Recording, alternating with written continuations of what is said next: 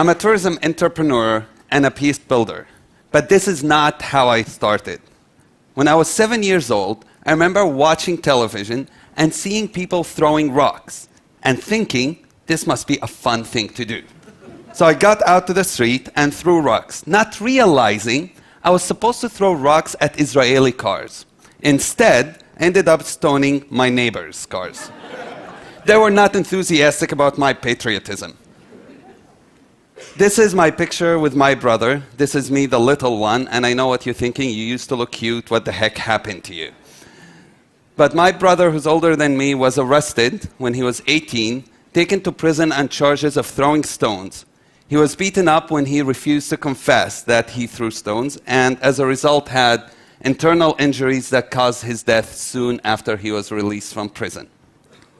I was angry, I was bitter, and all I wanted was revenge. But that changed when I was 18. I decided that I needed Hebrew to get a job. And going to study Hebrew in that classroom was the first time I ever met Jews who were not soldiers. And we connected over really small things, like the fact that I love country music, which is really strange for Palestinians. But it was then that I realized also that we have a wall of anger, of hatred, and of ignorance that separate us. I decided that it doesn't matter what happens to me, what really matters is how I deal with it. And therefore, I decided to dedicate my life to bringing down the walls that separate people.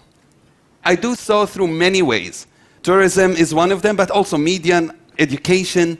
And you might be wondering, really, can tourism change things? Can it bring down walls? Yes, tourism is the best sustainable way to bring down those walls and to create sustainable way of connecting with each other and creating friendships.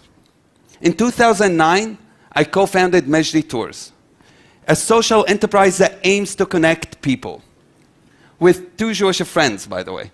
And what we'll do, the model we did, for example, in Jerusalem, we would have 2 tour guides, one Israeli and one Palestinian, guiding the trips together, telling history and narrative and archaeology and conflict from totally different perspectives.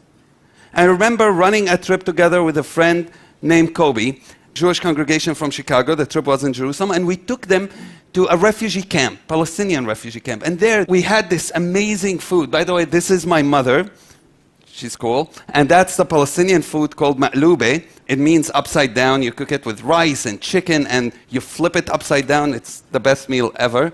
And we'll eat together. Then we had a joint band, Israeli and Palestinian musicians, and we did some belly dancing. If you don't know any, I'll teach you later.